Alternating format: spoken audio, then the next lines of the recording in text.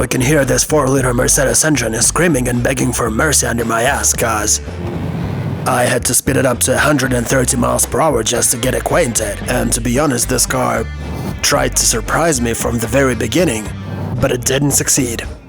Same as it didn't surprise me when I met a vice president of Aston Martin company, and that happened at the presentation of the Aston Martin DBX, which took place in 2019 or 2020 if I'm not mistaken. So while I was talking to the vice president of Aston Martin company, even before I saw the car, I asked him a question. With all of my respect, can you please explain one thing to me?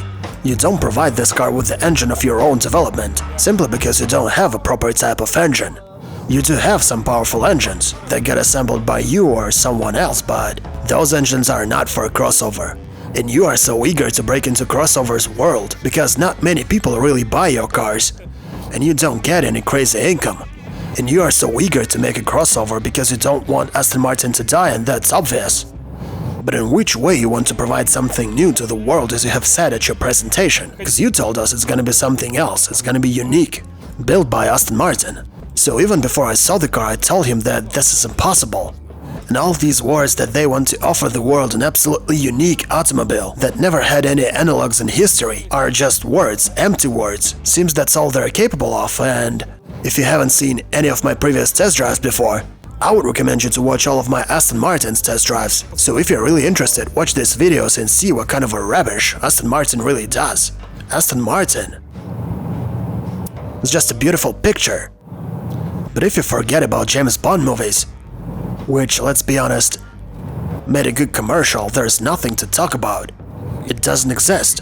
And now let's return to this car. Maybe this time they finally developed some unique model. Nope.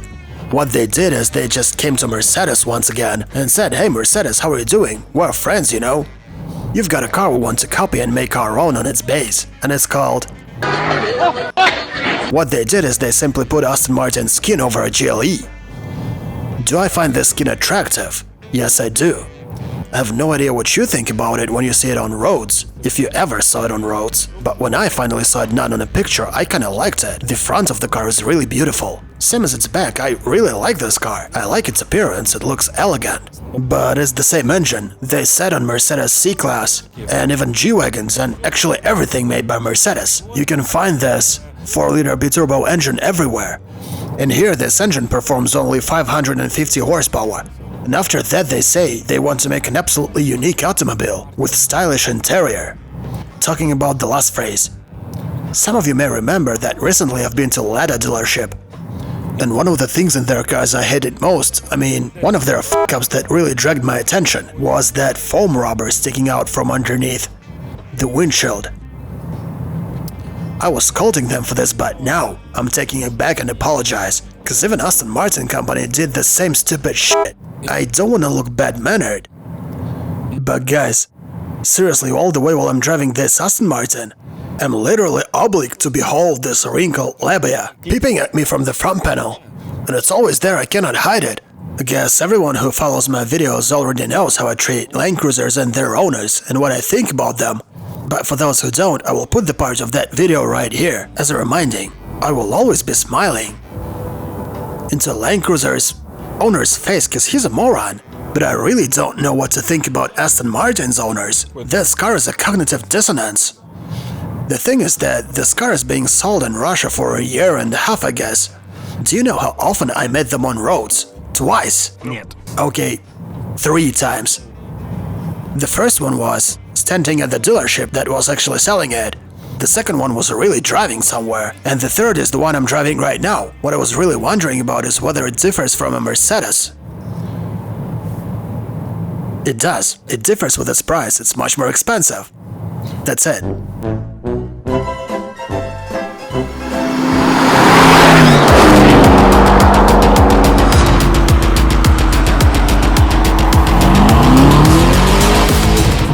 So, my dearest friends, if you are ready to overpay more than half the price, only for this body, only for its appearance, and for that wrinkled labia, and all of its other f***ups, then you are welcome, go and buy it. It's not gonna be that difficult to technically maintain this car, cause this is the old good Mercedes, but the body parts will cost you a bloody fortune. If you're wondering how confident this car holds the road, well, for a small crossover it does it pretty well as it does with the steering, because this is a Mercedes. This car is a Mercedes. It's just a little bit bigger than a Porsche Macan. And I would put it between the Macan and Cayenne, or between the BMW X3 and the BMW X5. This car goes right in the middle. But for some reason the price of this car is unexplainably too high. This car is ridiculously overpriced. The multimedia system is laggy as hell, but the gaps, my goodness, just look at it. Aren't you ashamed, Aston Martin? But the funny thing is that most of the people don't even understand what kind of a car is that. No one recognizes it. If you think that people will look back at this overpriced Mercedes considering it a well-known brand, no. This car is the same story as the Jaguar. Jaguar never had any sales. It still doesn't, and it never will, simply because no one needs it. And same with Aston Martin. The potential buyer of this automobile is the man who doesn't understand a shit in cars. And he doesn't have enough money for a Rolls-Royce.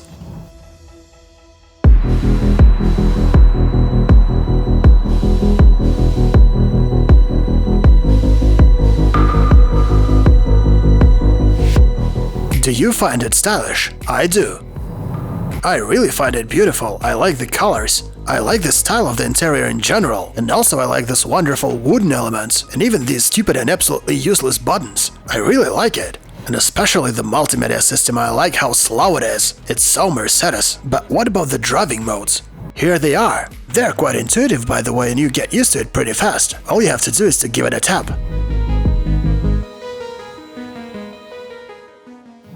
Okay, let's finally speed up. The noise insulation is absent. 125. It's noisy as hell. To compare this automobile with the Rolls-Royce is ridiculous. It's even pointless to compare it with Bentley Bentayga. These are just different levels. And on the whole, they've got different bases. The Bentley Bentayga is bigger. So if you're about to choose between a Bentayga and this Aston Martin, you should buy a Bentayga. It's gonna be easier to resell. They've got a bigger part of the market and people know them. But the main reason why is that at least you understand what you're paying for. Seriously, having paid for this automobile, you'll literally get an overpriced Mercedes that's not actually worth it. And I'd like to apologize before my subscribers and my audience if the noise this car produces annoys you, because I'm already annoyed. Sorry, this is not my fault. It's the guys from Aston Martin to blame. And I promise you, as always, we're gonna visit the official Aston Martin dealership. Hello? Is there anyone I can talk to about Aston Martins? Can you remind me how much this car costed 5 days ago? 5 days ago it costed 253,000 euro. So it's 253,000. How much is that in rubles? Well, it's gonna be around 25 million rubles. Okay, thank you. May I check the interior? Of course. To be honest, there's one little thing in our car that dreadfully confuses me because I have to watch it all the day long. And I want to ask you because you are selling these cars from time to time. Yeah. Is there something in this interior that the potential buyers may find confusing? Have you ever faced such situations? Well, we've got some buyers that already own several Aston Martins, and when they come to choose another one, we just let them inside of the car and leave them on their own, so they could touch everything. Yes, it's about tactical sensations, because Aston Martins are known for their interiors, for the quality of materials, for personalization. Rolls-Royces also provide such features, but Aston Martin gives you much more options, much more choice. So, as I have said before, it's about tactical sensations. I may assume that someone may not like things like this, these leather seams. Exactly, that's the exact thing I wanted to talk about, because the only question I was asking myself was, for what? I don't know, I see it as a touch of a corporate Aston Martin style. At least this is my opinion, because things like this, they show you that this is the real leather, an expensive one. And the only way to show it was to put here this labia. Well, I'm sorry, this is the way I call it. That's just the first comparison that came into my mind. There are even 4 of them, but whatever. So, well, actually no one ever paid attention to such things. People just... But do they at least explain it somehow? I mean, the guys from Aston Martin. Do they have any legend why they did it this way but not the other? I wish I knew. Sad to hear that. Do you see that foam rubber? Yes, under the glass. No one ever paid attention to that. Seriously? No one ever saw that.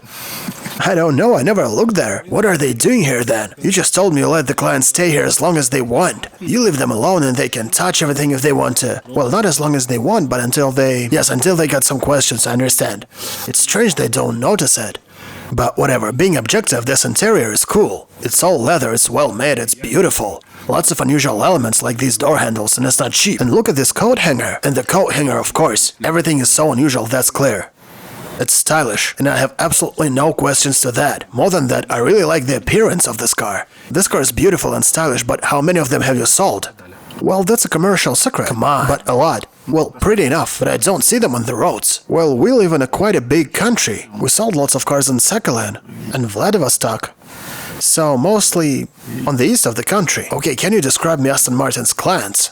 Who's your potential buyer? You told me some of them own several Aston Martins. Because I really doubt they drive these cars every day. Why do they buy these cars for? Well, some of them simply want to feel themselves distinguished, and such an extraordinary car is a good way to do that. All of our cars are custom and pre-ordered. All of them.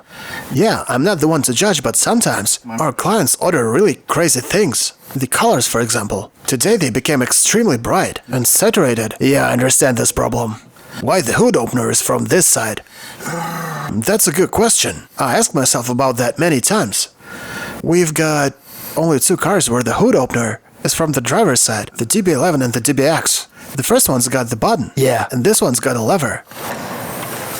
The mileage of our car is about 10,000 miles. And if you look under the hood right over here, you'll find it covered with a thick layer of dirt. And these rubber seals, I'm sorry, but I just have to show it to you. They don't seem to be attached the proper way, they simply go loose from both sides. And also I faced an issue today. I was stopped by a police officer while I was shooting the test drive. He checked the documents, he checked the car, and then he asked me to open the hood. He was looking there for like half a minute, and then he asks me, how do you fill the windshield washer tank? Well, that's a good question, and that's actually really important. Well, like this, or like this, or should I fill it from up here? How am I supposed to do that? Which side should I get to it from? Actually, I have an idea what you should answer the next time someone asks. Bring it on. That should be done by your English butler. Unbelievable. Well, beauty requires sacrifice. That's the only way I can explain it. And also I noticed one thing over here. Looks like they couldn't fit it, so they decided to cut it. I mean, on all of their cars, this panel simply doesn't fit here. And the only way to fix that was to cut it mechanically. Well, all of these cars get assembled manually. So, actually, that's a perfect excuse for everything. My BMW 7 and my BMW X5 always break down. And why do they break down? Because of manual assembly. Well, clients vote with their wallets. I like this phrase, sounds like a good title for this test drive. D3 Aston Martin DBX, clients vote with their wallets.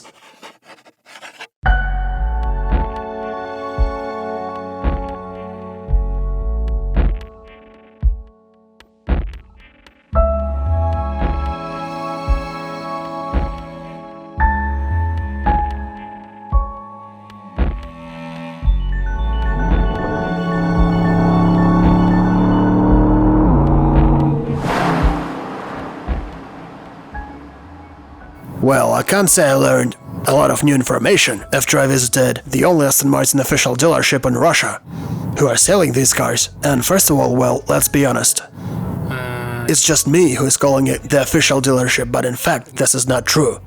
This is just the dealership that sells Aston Martins. We don't have any official dealership in Russia. And also I've known they sell only a few cars each year. By 2020, they've sold like 40 cars. And that means their sales are like 60 or 70 cars at all.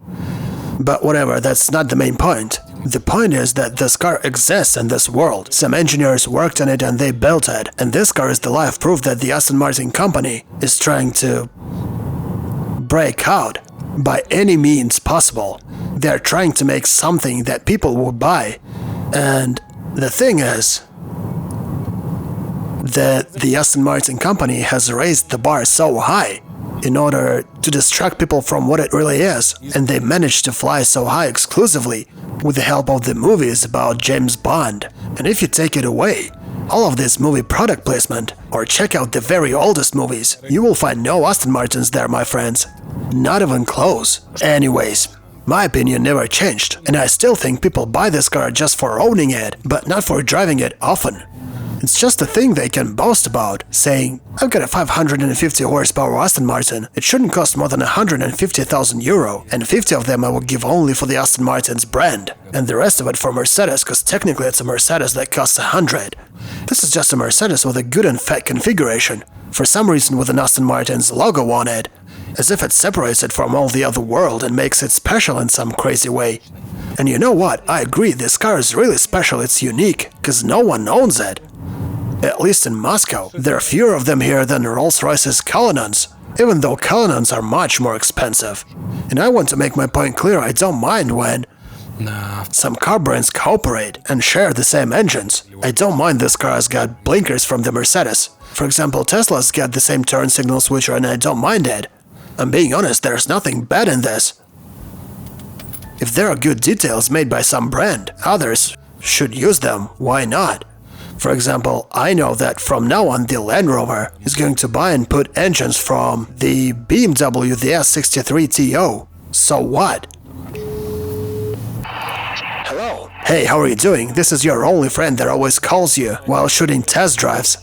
How are you doing, the only one? What's up? I'm fine. The reason I'm calling you is that the car I'm driving right now is once again connected to you, and that car is the Aston Martin DBX. I haven't seen your test drive yet, but did you like it?